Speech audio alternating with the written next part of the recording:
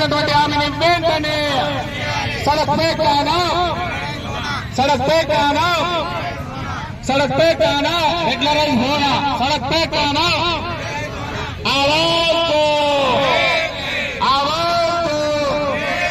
समग्र शिक्षा उद्योगुలను వెంటనే समग्र शिक्षा उद्योगुలను వెంటనే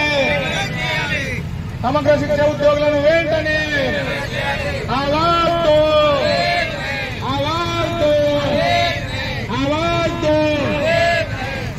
समग्र शिक्षा उद्योगुలను వెంటనే आवाज दो सड़क पे कहना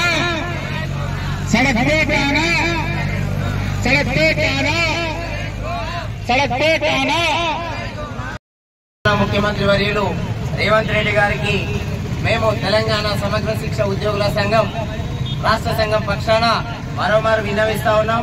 ఈ రోజు మీరిచ్చిన మాటని నెరవేర్చడం కోసం, మీరిచ్చిన మాటని అమలు చేయడం కోసం, మీకోసమే మీరు మాట నిలబెట్టుకునే వ్యక్తి కాబట్టి సమగ్ర శిక్ష సడక్ పే కానా అనేటువంటి ప్రోగ్రామ్ ని తీసుకున్నా ఉన్నాం. ఈ రోజు మేము మా యొక్క భోజనాన్ని రోడ్డు పైననే చేస్తా ఉన్నాం. దీనికి ప్రధాన కారణం అన్నా మా బతుకులు రోడ్డుపై వచ్చినాయి.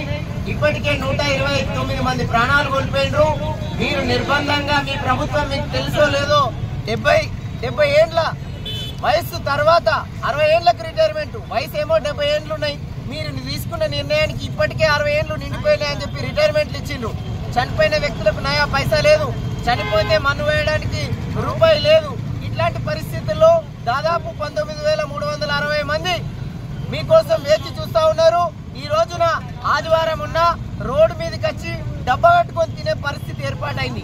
ఇది పోవాలి, మీరిచ్చిన మాట నిలబెట్టుకోవాలి. ప్రజా ప్రభుత్వం ఉత్సవాలు జరుపుకుంటున్న దినం, మరి మేము ఎండుతున్నటువంటి దినం కాబట్టి ఇది మారాలి.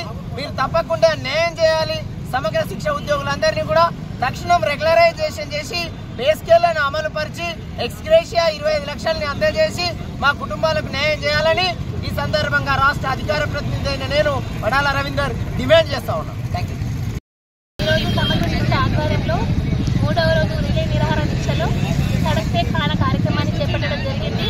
ఇందులో సమగ్ర శిక్ష ఉద్యోగులందరూ ఐక్యతాటిపై అందరూ కూడా బాక్సులు తెచ్చి ఎన్టీఆర్ చౌరస్తాలో తినడం జరుగుతుంది. సో మా యొక్క బాధల్ని అర్థం చేసుకుని గౌరవ ముఖ్యమంత్రి వర్యులు మా బాధల్ని అర్థం చేసుకుని మమ్మల్ని రెగ్యులరైజ్ చేయాలని కోరుకుంటున్నాం. మేమేదో పుణ్యానికి అడుగుతలేము. మేము గత 15 సంవత్సరాల నుండి చాలీసార్ల వేతనాలతో మా జీవనాన్ని గడుపుతున్నాము. మాకు ఈ పెరుగుతున్న ధరలు పెరుగుతున్నాయి కానీ మా శాలరీ మాత్రం అంతే ఉంది.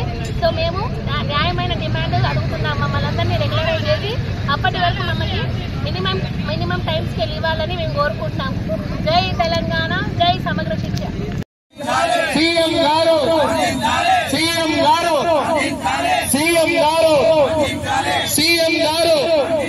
సమగ్ర శిక్ష ఉద్యోగులను వెంటనే